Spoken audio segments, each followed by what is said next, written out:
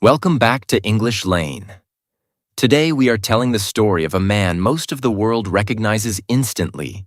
A smiling face with white hair, round glasses, and a neat black string tie, printed on buckets of fried chicken in nearly every country on Earth. But almost nobody knows the real story hiding behind that friendly, grandfatherly face.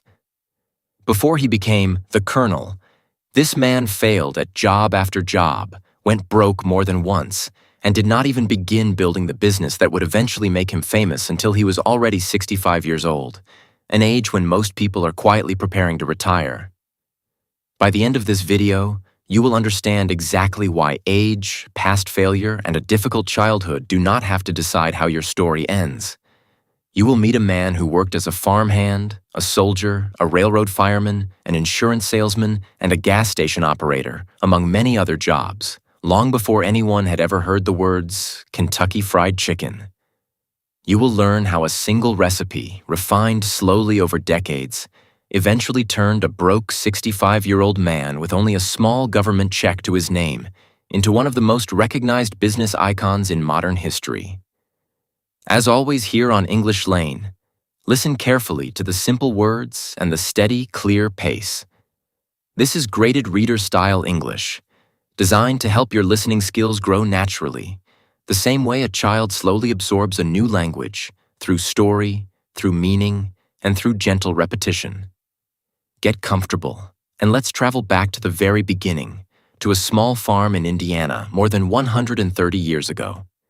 And if stories like this one help your English grow, please subscribe to English Lane so you never miss the next journey we take together. Chapter 1.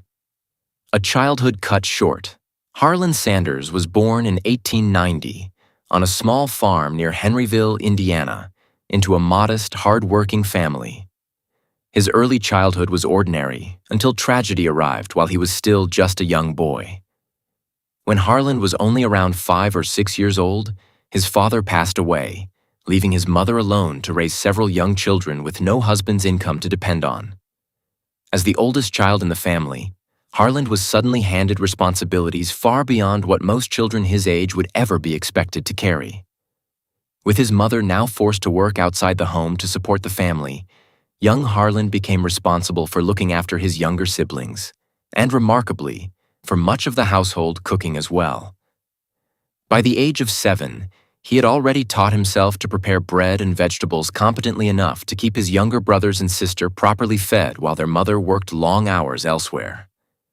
By the time he reached 10 years old, Harland took on his very first paying job, feeding animals on a nearby farm, contributing whatever small amount of money he could earn directly toward his family's survival.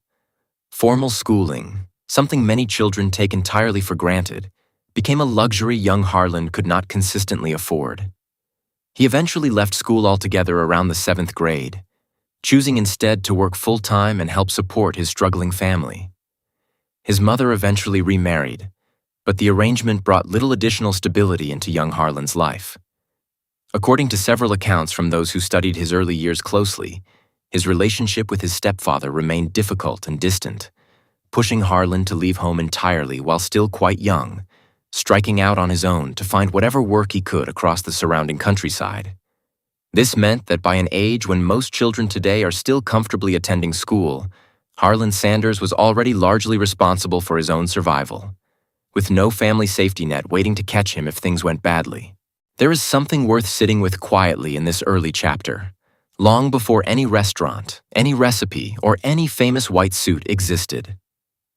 Harland Sanders did not begin his life with comfort, guidance, or the freedom to simply chase childhood dreams.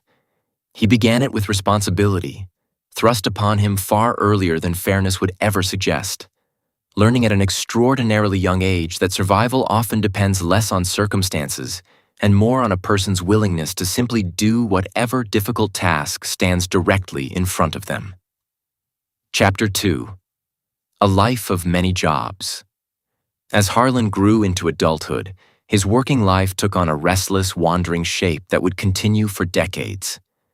He worked as a farmhand. He served briefly as a soldier, spending time stationed in Cuba during his military service.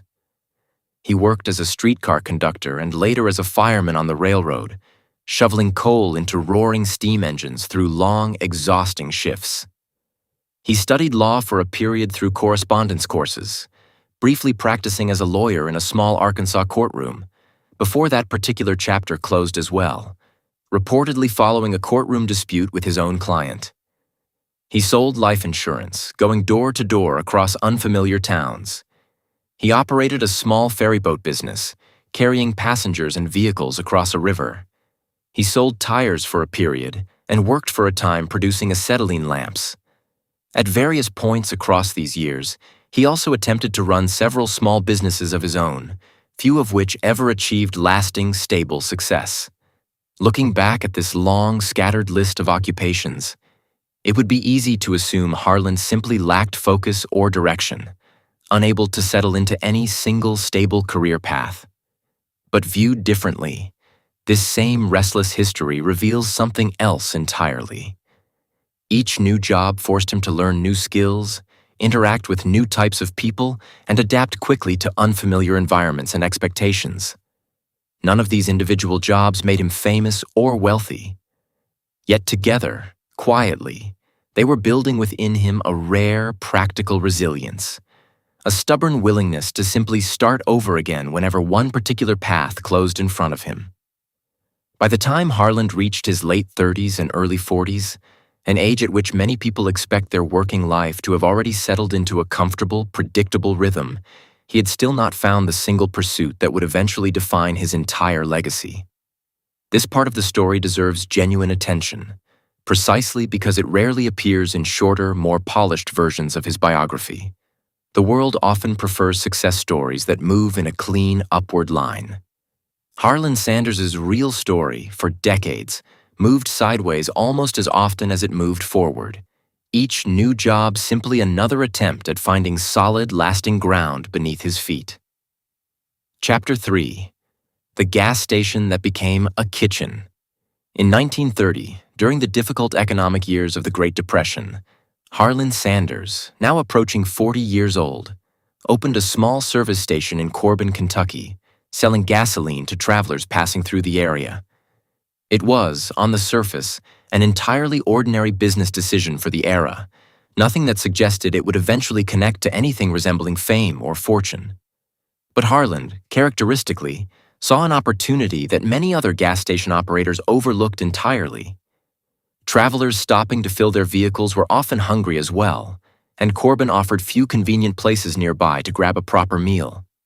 Harland began cooking simple dishes for these travelers directly at his service station, using recipes and cooking techniques built patiently across years of feeding his own family as a young boy. Word about his cooking spread steadily among travelers passing through the area, and before long, the small operation attached to his gas station had grown into something resembling a genuine, popular restaurant in its own right. This particular period tested Harland's resilience once again in a very literal, physical sense. His restaurant building caught fire and burned down entirely at one point during these years. Rather than treating this disaster as a final, defeating blow, Harland rebuilt the establishment, this time considerably larger and more capable than what had existed before, and he used the opportunity to begin experimenting seriously with a faster, more efficient way of cooking his increasingly popular fried chicken.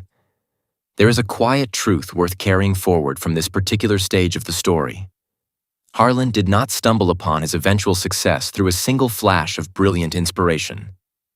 It grew slowly, almost accidentally, out of an entirely different business, built one satisfied traveler at a time, patiently refined across years of ordinary, unglamorous daily effort at a roadside gas station most people driving past would never have looked at twice.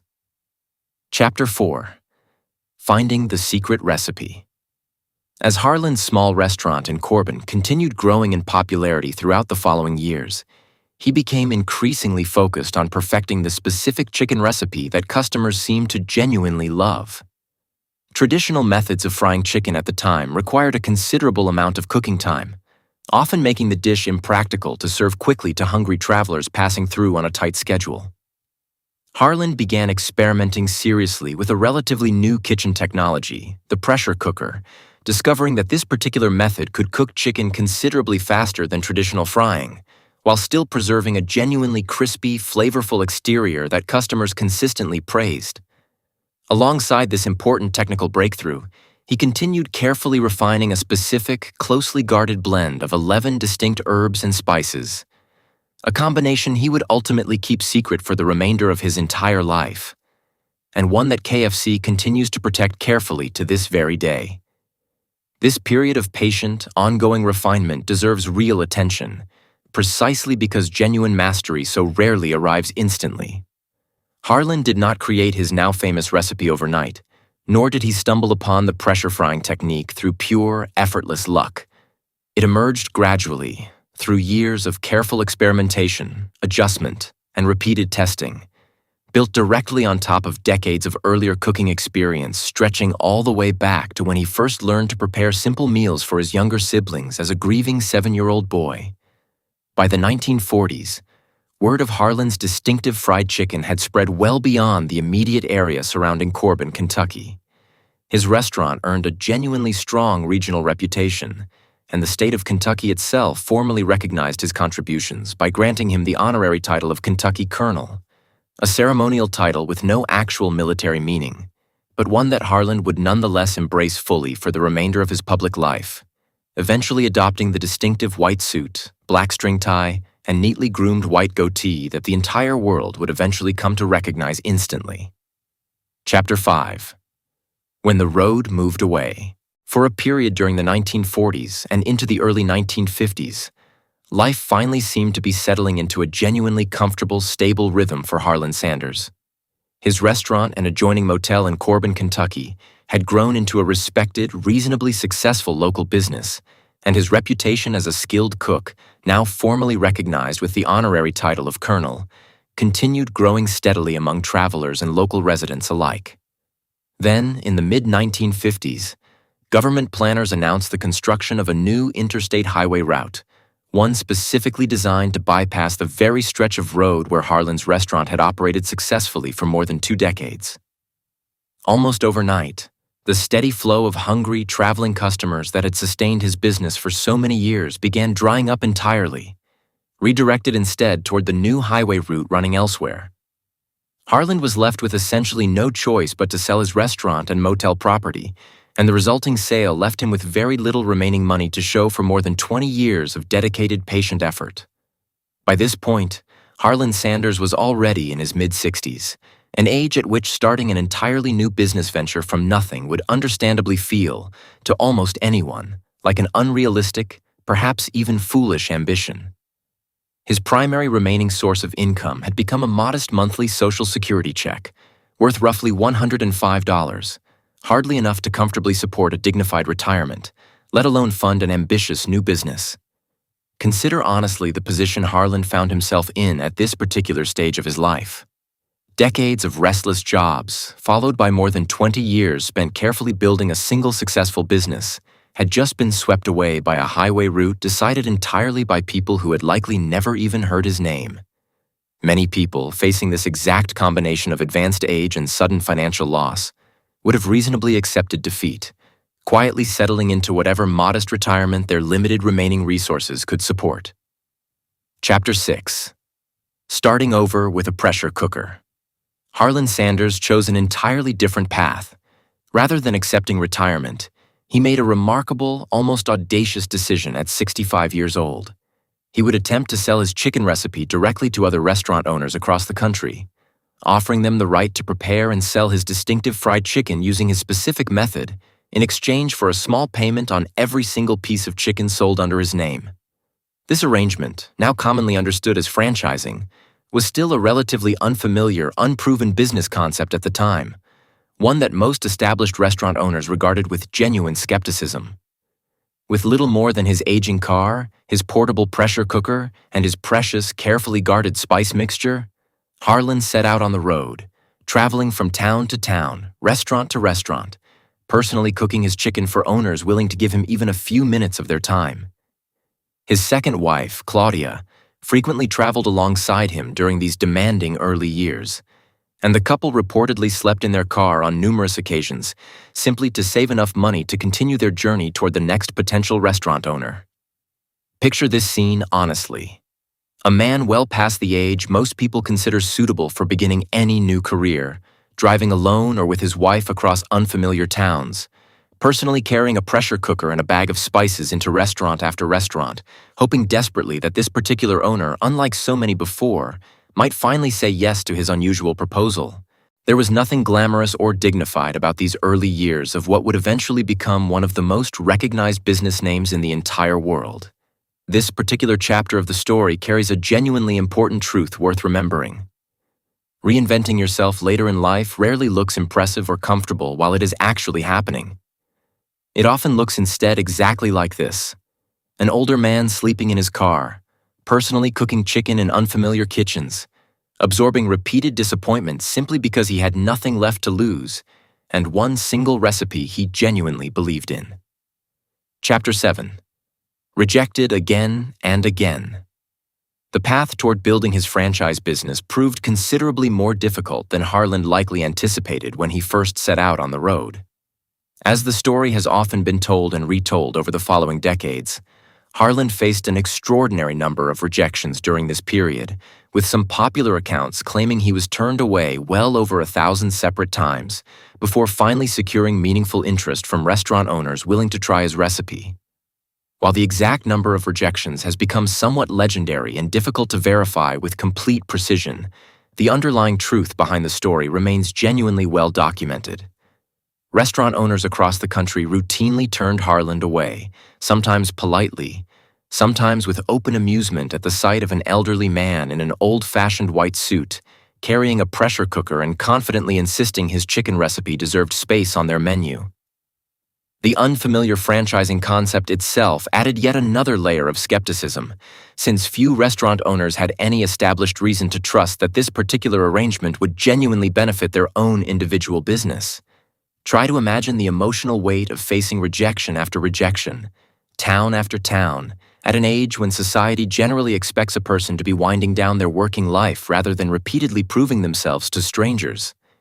Each closed door represented not merely a lost business opportunity, but another small, personal test of whether Harland still believed strongly enough in what he was offering to knock on yet another unfamiliar door the very next morning. There is something quietly powerful worth remembering from this particular stretch of the journey. Persistence, in its truest, least glamorous form, rarely looks like unshakable confidence or fearless determination from the outside.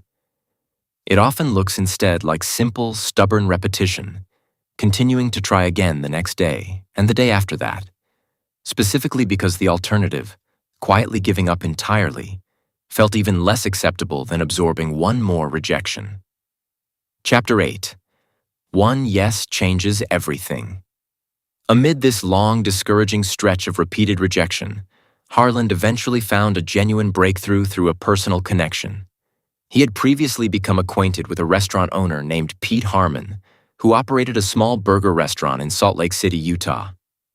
During a visit, Harland cooked his distinctive chicken recipe directly for Harmon and his family, and the response was immediately, unmistakably positive.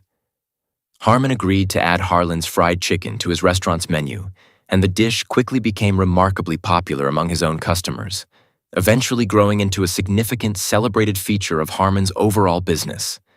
This single, successful partnership became the very first genuine Kentucky Fried Chicken franchise, providing Harland with tangible, undeniable proof that his unconventional business concept could genuinely succeed when given a fair, genuine opportunity.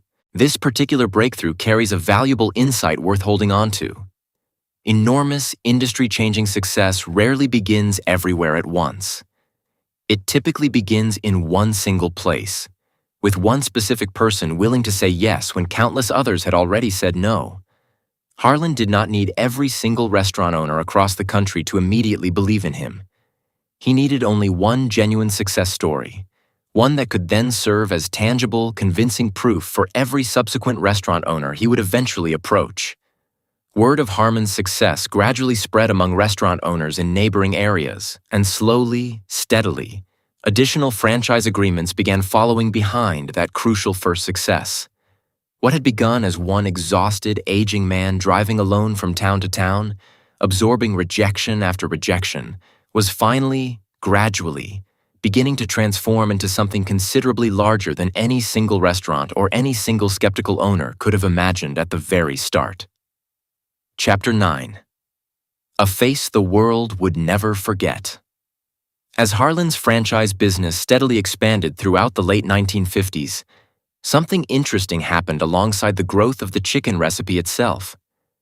Harland's own personal image, the distinctive white suit, the neatly trimmed white goatee, the black string tie, and the honorary title of Colonel, gradually became just as central to the business as the food itself. Restaurant owners considering a franchise agreement were not simply buying access to a spice recipe.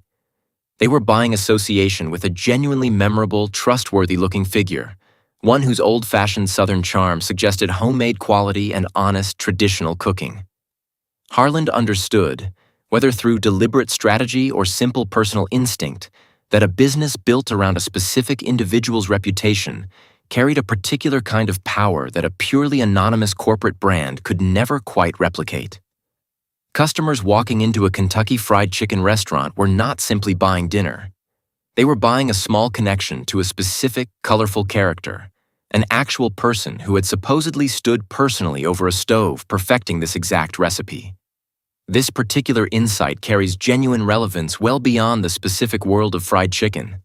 A business, a skill, or a personal reputation built around genuine, consistent character often earns a deeper, more resilient form of trust than one built purely on price or convenience alone. Harland's face on every bucket was never simply decoration. It was, quite deliberately, a promise, one he then spent the remaining years of his life working hard to personally uphold, restaurant by restaurant, across the entire growing chain. Chapter 10. From one restaurant to hundreds. Once that crucial first successful partnership had been firmly established, Harland's franchise business began expanding at a genuinely remarkable pace throughout the following years. By the early 1960s, when Harland was already well into his 70s, an age at which the vast majority of people had long since fully retired, his Kentucky Fried Chicken franchise had grown to include several hundred separate locations spread across the United States, with additional franchises also opening internationally in countries including Canada and England. This rapid, sustained growth did not happen purely by luck or fortunate timing.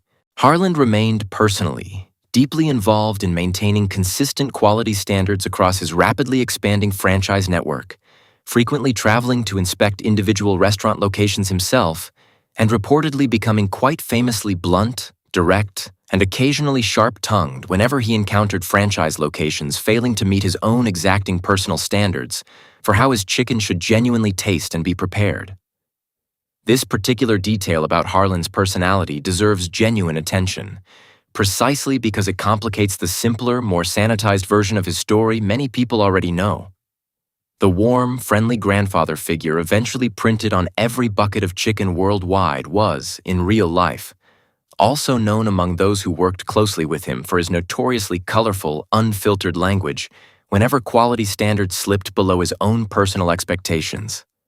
One well-known magazine profile from this era described him as famous throughout the company for the sheer force and creative variety of his swearing, and Harland himself reportedly admitted with characteristic good humor that he had always done his cursing openly in front of women or anyone else nearby without ever seeming to genuinely offend the people listening.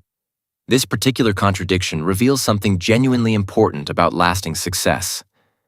Building something people can consistently trust, at scale, frequently requires an uncompromising insistence on quality that can look considerably less gentle and polished than the friendly public image eventually built around it.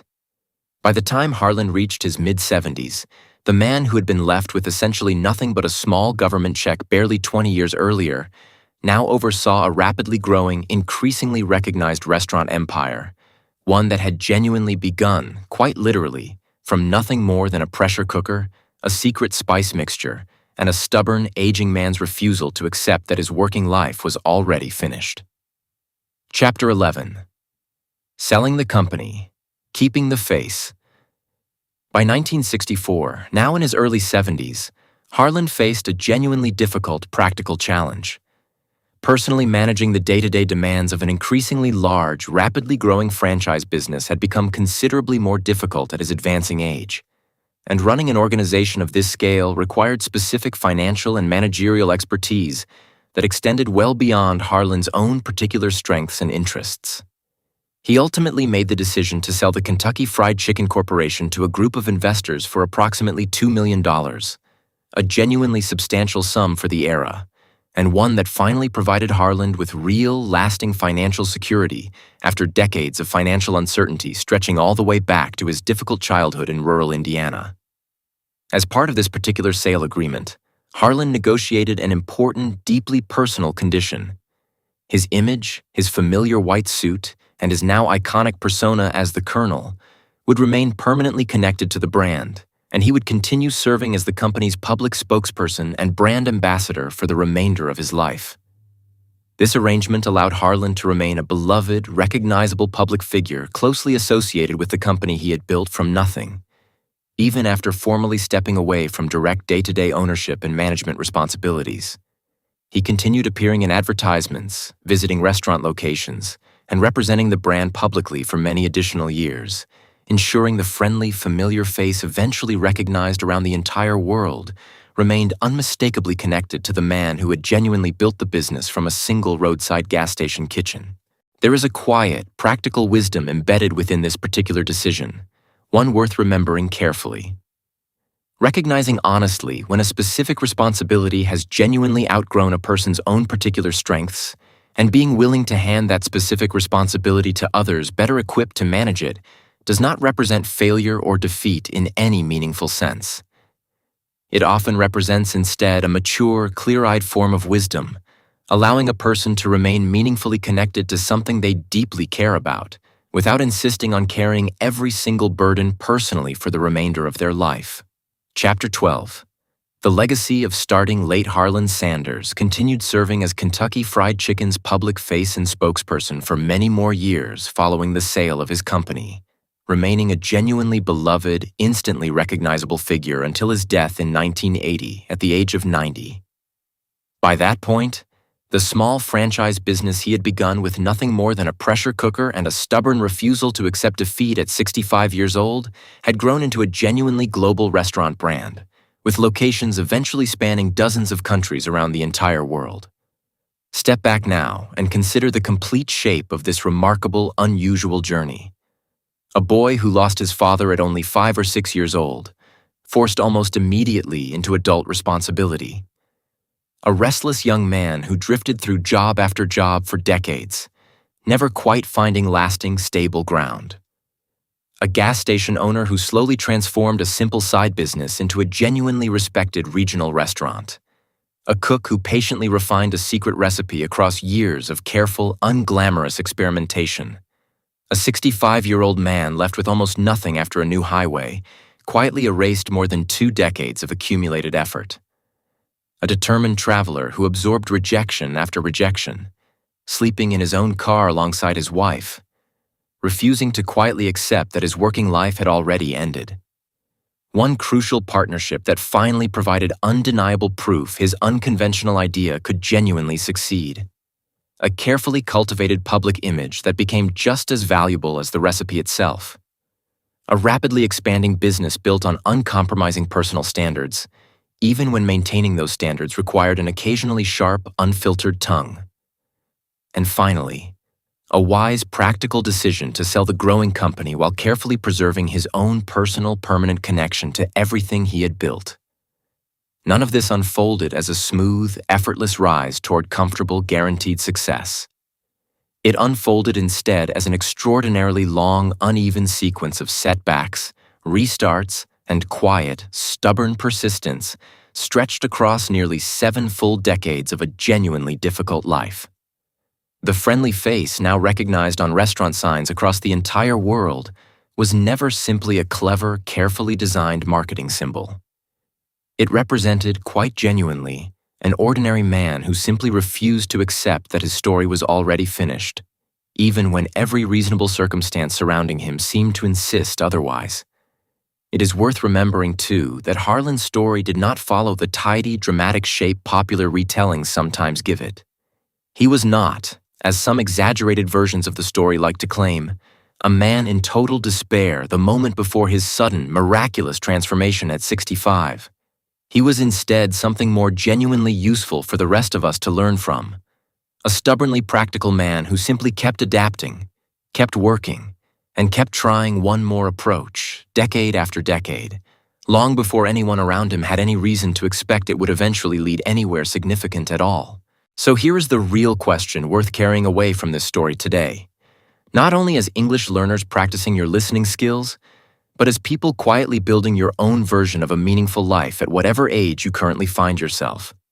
What specific skill, recipe, or quiet talent have you perhaps been patiently refining for years, without yet fully recognizing its genuine potential?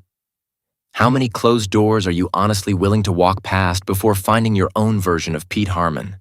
The single person willing to finally say yes when so many others had already said no? And is there some part of your own story you have quietly assumed has already ended, simply because of your current age or your past record of setbacks, rather than because the actual door in front of you has genuinely, permanently closed? Harland Sanders did not build one of the most recognized restaurant brands in the entire world because his life was easy, comfortable, or free of genuine hardship. He built it because he refused to believe, even at 65 years old, with almost nothing remaining in his pocket beyond a small government check, that his working life was already finished. That brings us to the end of today's story. If you understood most of what you just listened to, that is real, measurable progress in your English listening skills. If certain parts felt difficult or moved quickly, that is completely normal and nothing to feel discouraged about at all. Listen again whenever you need to. Repetition, as we always say here on English Lane, is exactly where genuine fluency quietly grows over time. Thank you sincerely for spending this time with us today. If this story of starting over, persistence, and refusing to quit inspired you, or helped your English even a little bit today, please subscribe to English Lane so you never miss the next true story we bring you next. Keep listening, keep learning, and remember that it is genuinely never too late to begin building the story you were always meant to tell. We will see you in the next video.